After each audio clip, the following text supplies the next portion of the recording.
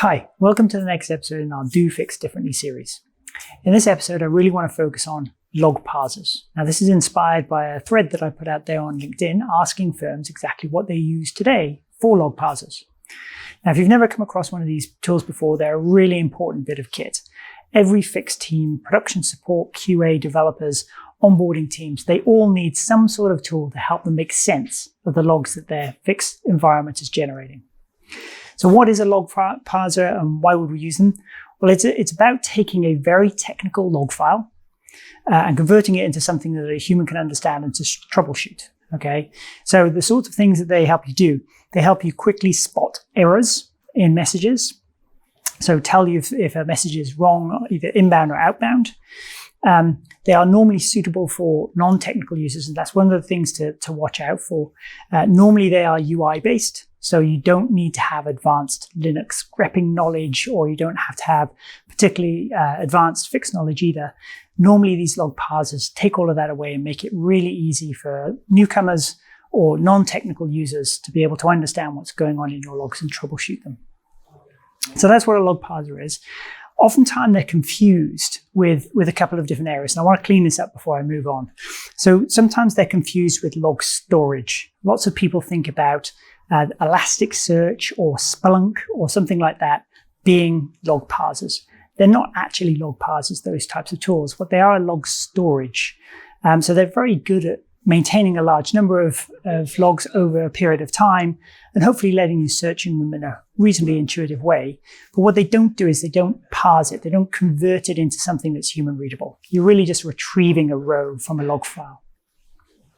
It's also not the same as a Fix lookup tool. So there are other sort of dictionaries out there that will give you the Fix standards. One of the main ones of these is called Fixamate, and it's by the Fix trading community. It's a website where you can go and find a list of all of the messages, all of the fields, all of the enumerations. That's a very valuable tool, but it's not exactly what we're talking about in this episode. In this episode, what we want to do is take that dictionary and map it against the log file that you have to come up with a human readable version of that log file. That's what a log parser does really well. So when you're looking for various different, if you're looking for a log parsing tool for your team, what are the key things that you need to watch out for? First one is security. You do not want any of your log data to go out over the public internet. Probably this log data has come from production, although some people also use it in a UAT and test environment as well. But anything that comes clearly from production must not go out over the internet. That's a really key critical factor. We'll talk about this as we go through some examples a little bit later on. But security is really important, okay? Second thing is you really need powerful built-in search and filter functions. The very first job that you might need to do when you're looking at a log file is find the message that you're even looking for, which means step number one is always going to be a search or a filter function. Only once you find the rows that you're actually interested in, then do you move on to step two, which is the decode or the parsing function. Not very many tools out there offer real-time log tailing, but it's actually something that if you do manage to find that, that's really, really important and valuable. It stops you having to constantly reload or copy and paste more and more pieces of log file into a parsing tool. Just have it sitting there, constantly log tailing all of the time and showing you the errors as you go. Now, I mentioned errors there, and that's really the key thing that you need to focus on for a log parser. It's not just about splitting up the tag value pairs that you see in Fix protocol. It should really tell you what's going wrong. So is the message itself corrupted, perhaps?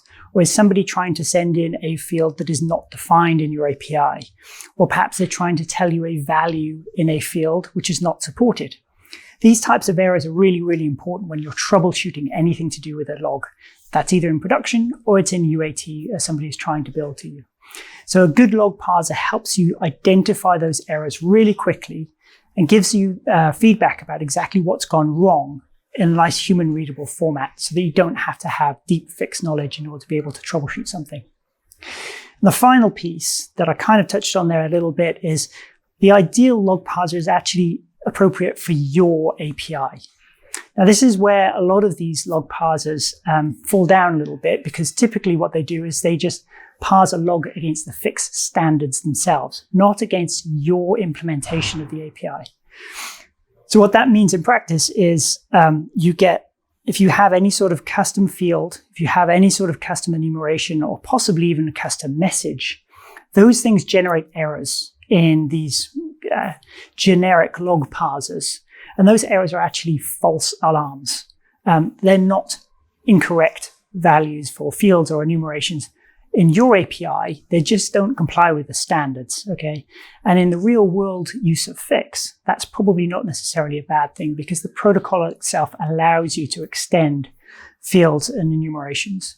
So having a parser where you can actually put in your own spec and have it decode against your own spec is really, really valuable when it comes to thinking about a log parser. Final thing to say before we look at a few of these log parsers out in the market is beware of hobby projects. And I say that very explicitly because what we tend to find with log parsers in particular is this is a great hobby project for somebody who perhaps might work in the Fix world during the day and is interested in doing some sort of coding in the evening or in their spare time.